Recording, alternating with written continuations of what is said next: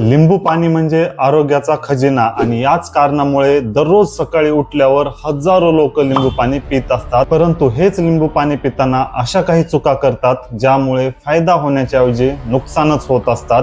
तर अशा 7 चुका मी सांगणार आहेत जे लिंबू पाणी पिताना अनेक जण करत असतात। जर तुम्ही पण या चुका करत असाल तर आजपासूनच या सवयी बदलायला पाहिजे, नाहीतर फायदा होण्याच्या ऐवजी नुकसानच होऊ शकतं। आणि 7 नंबरची चूक सगळ्यात मोठी आहे, कारण 90% लोक ही चूक तर करतात म्हणजे करतातच। म्हणून हा व्हिडिओ पूर्ण बघा। नमस्कार मित्रांनो, मी डॉक्टर प्रवीण, तुम्ही बघताय आरोग्य चर्चा। सगळ्यात पहिली चूक, रिकाम्या पोटी सगळ्यांनीच लिंबू पाणी प्यायला पाहिजे। सोशल मीडियावर तुम्ही बऱ्याच वेळेस व्हिडिओ बघितलेले असतील की अनेक जण सांगतात सकाळी उठल्याबरोबर कोमट पाण्यामध्ये लिंबू टाकून प्यायला पाहिजे। म्हणून अनेक जण या गोष्टीने इम्प्रेस होतात आणि सकाळी उठल्याबरोबर लिंबू पाणी प्यायला सुरुवात करत असतात, परंतु हे सगळ्यांसाठीच योग्य नाही। लिंबू पाणी पिल्याने फायदा होतो, परंतु सगळ्यांनीच उपाशी पोटी नाही प्यायला पाहिजे। ज्यांना सूट होतं त्यांनी पिलं तर काही हरकत नाही, परंतु ज्यांना ऍसिडिटीचा त्रास आहे, लिंबू पाणी पिल्यानंतर डायजेशन खराब होतं, पोटामध्ये गडबड झाल्यासारखी वाटत असेल किंवा छातीमध्ये जळजळ वाटत असेल, मळमळ केल्यासारखं वाटत असेल, तर अशा व्यक्तींनी सकाळी उठल्याबरोबर उपाशी पोटी लिंबू पाणी नाही प्यायला पाहिजे। थोडक्यात सांगायचं झालं काय, स्वतःवर जबरदस्ती करायची नाही। बाकीचे सगळेच लिंबू पाणी सकाळी उठल्यावर प्यायलेत म्हणून आपण पण प्यायला नाही पाहिजे। जर तुम्हाला काही त्रास होत असेल तर तुम्ही नाही प्यायला पाहिजे। एकंदरीतच काय, तर लिंबू पाणी पिल्याने फायदा होतो, परंतु सगळ्यांनीच उपाशी पोटी प्यायला पाहिजे हे योग्य नाही। म्हणून जर तुम्ही पण उपाशी पोटी पाणी पित असाल आणि त्रास होत असेल तर आजपासूनच ही चूक बंद करा। आणि दुसरी चूक खूप इम्पॉर्टंट आहे, कारण ही चूक तर सगळेच करतात। दुसरी चूक आहे लिंबू पाणी पिल्यानंतर लगेच दात घासणे। कारण सकाळी उठल्याबरोबर उपाशी पोटी लिंबू पाणी पितात आणि त्यानंतर जाऊन दात घासतात।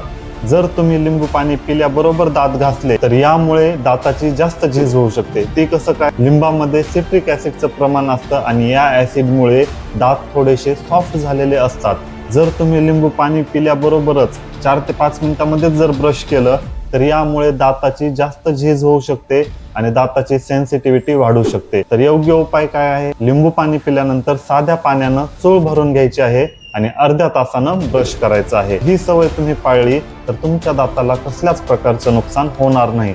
परंतु जर लिंबू पाणी पिल्यानंतर लगेच जर ब्रश करत असाल तर खूपच लवकर तुमच्या दाताची सेन्सिटिव्हिटी वाढू शकते। 3 नंबरची चूक आहे जास्त लिंबू टाकून पाणी पिणे।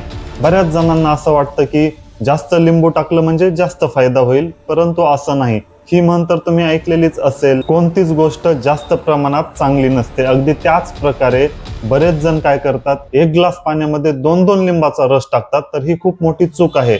आपल्याला 1 ग्लास पाण्यामध्ये अर्ध्या लिंबाचाच रस टाकायला पाहिजे, त्यामुळेच योग्य प्रमाणात आपल्याला फायदा मिळू शकतो।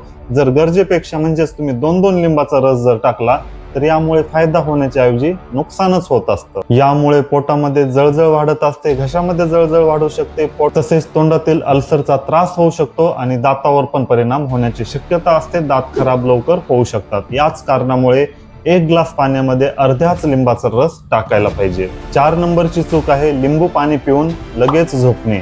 जे रात्रीच्या वेळेस जेवण करून लिंबू पाणी पित असतात, जर लिंबू पाणी पिल्याबरोबर तुम्ही लगेच झोपलात तर यामुळे खूप जास्त नुकसान होत असतं। ते कसं काय, जर तुम्ही लिंबू पाणी पिलं आणि लगेच झोपी गेला तर लिंबातील ऍसिड आपल्या तोंडामध्ये तसंच राहतं। यामुळे दातावर तर परिणाम होतोच, तसेच ऍसिड रिफ्लक्सची समस्या वाढू शकते। म्हणजेच करपट ढेकरं आल्यासारखं लागू शकतं किंवा खाल्लेलं अन्न परत तोंडामध्ये येतंय असं वाटू शकतं। तसेच पित्ताचा त्रास सुद्धा वाढू शकतो। चांगला उपाय काय आहे, लिंबू पाणी पिल्यानंतर साध्या पाण्यानं चूळ भरून घ्यायची आहे आणि अर्ध्या तासानं झोपायचं आहे, लगेच झोपायचं नाही।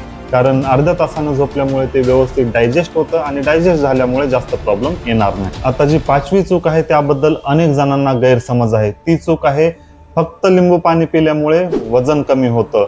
लिंबू पाणी पिल्यामुळे वजन जरी कमी होत असेल तर फक्त लिंबू पाणी पिल्यामुळे होतं असं नाही। सोशल मीडियावर हजारो रील्स, हजारो शॉर्ट्स तुम्ही बघितलेले असतील, ज्यामध्ये असं सांगितलेलं जातं की फक्त 15 दिवस लिंबू पाणी प्या, तुमची चरबी वितळून जाईल। 15 दिवस लिंबू पाणी प्या, 10 किलो वजन कमी होईल। परंतु हे खरं नाही। लिंबू पाणी पिल्यामुळे वजन कमी होण्याचा जरी फायदा असेल तरी त्यासोबत अनेक गोष्टी करायला पाहिजे, जसं की डाएट मेंटेन करणं, जिम करणं किंवा इतरही कोणत्याही प्रकारचा व्यायाम करणं। ह्या गोष्टी पाळल्या तर लिंबू पाणी पिल्यामुळे फायदा होऊ शकतो। परंतु फक्त लिंबू पाणी पिल्यामुळेच वजन कमी होणार आहे हे योग्य नाही। लिंबू पाणी पिल्यामुळे फायदा होऊ शकतो, परंतु फक्त तुम्ही लिंबू पाणी पिऊनच वजन कमी कराल तर हे शक्य नाही. आणि सोशल मीडियावरील व्हिडिओ बघून अनेक जणांना असं वाटतं की लिंबू पाणी पिल्यामुळेच वजन कमी होतं. याच कारणामुळे ते दिवसातून 3-3, 4-4 वेळेस लिंबू पाणी पितात. हे योग्य नाही. दिवसातून 1 वेळेसच तुम्ही लिंबू पाणी प्यायला पाहिजे, मॅक्झिमम 2 वेळेस. यापेक्षा जास्त लिंबू पाणी पिण्याची गरज नाही. आता या पुढची चूक तर खूपच सामान्य आहे, जी लोक नकळत करत असतात. ती चूक आहे लिंबू पाण्यामध्ये जास्त साखर किंवा जास्त मीठ टाकून लिंबू पाणी पिणे. मित्रांनो, जर तुम्ही जास्त साखर टाकून लिंबू पाणी पिले तर यामुळे कॅलरीज वाढू शकतं. ज्यांना डायबिटीजचा त्रास आहे अशामध्ये शुगर वाढण्याचं प्रमाण सुद्धा दिसून आलेलं आहे. या कारणामुळे खूप जास्त प्रमाणात साखर नाही टाकायला पाहिजे. बरेच जण असं विचार करतात की लिंबू पाणी तर आंबट असतं, आपण साखर टाकून पिऊया, आणि जास्त प्रमाणात साखर टाकतात आणि हळूहळू याची सवय लागते. मग जोपर्यंत तुम्ही साखर टाकत नाही तोपर्यंत तुम्हाला लिंबू पाणी पिऊच वाटत नाही. म्हणून जर साखर टाकायचीच असेल तर खूपच कमी प्रमाणात टाकायला पाहिजे. त्यानंतर दुसरी चूक करतात बरेच जण, साखरेच्या ऐवजी मीठ टाकतात. मिठामुळे पण तेच नुकसान होतं. जास्त मीठ आपल्या शरीरासाठी चांगलं नाही. जेवढं आपल्या शरीरासाठी गरजेचं आहे ते आपल्या दैनंदिन आहारातून आपल्याला मिळून जातं. परंतु त्या व्यतिरिक्त तुम्ही लिंबू पाण्यामध्ये जर जास्त मीठ टाकून पित असाल तर यामुळे फायदा होण्याच्या ऐवजी नुकसानच होत असतं. आणि आता शेवटची आणि सगळ्यात महत्त्वाची चूक, याकडे 90% लोक दुर्लक्ष करतात, ती म्हणजे आपल्या शरीराचे संकेत न ओळखणे. आता जसं मी सांगितलं की लिंबू पाणी पिल्यामुळे फायदे होतात, या चुका नाही करायला पाहिजे. तसेच कालच्या व्हिडिओमध्ये हे पण सांगितलं की कोणी लिंबू पाणी नाही प्यायला पाहिजे. अगदी त्याच प्रकारे 90% लोक 7व्या चुकाकडे दुर्लक्ष करतात, ती आहे स्वतःच्या शरीराचे संकेत न ओळखणे. मित्रांनो, कोणतीही गोष्ट कितीही चांगली असेल तर ती प्रत्येकासाठीच चांगली असते असं नाही. लिंबू पाणी पिल्यामुळे फायदे जरी होत असतील तर अनेक जणांना ते सहन होत नाही, सूट होत नाही, किंवा इतरही कोणत्याही प्रकारचा जर त्रास होत असेल तर अशा व्यक्तींनी लिंबू पाणी पिणं टाळायला पाहिजे.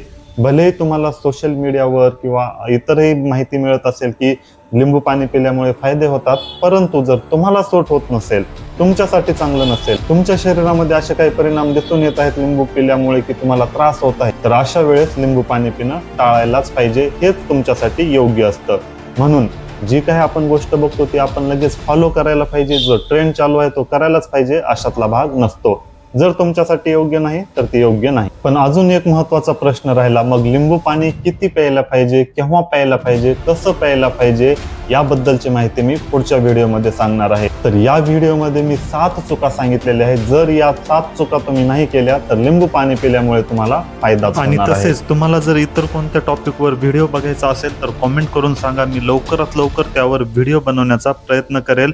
आणि या व्हिडिओमध्ये काही विचारायचं असेल तरी पण कॉमेंट करून विचारू शकता. मी आशा करतो तुम्हाला हा व्हिडिओ नक्कीच आवडलेला असेल. हा व्हिडिओ आवडला असेल तर व्हिडिओला लाईक करा, चॅनलला सबस्क्राईब करा. भेटूया पुढच्या व्हिडिओमध्ये.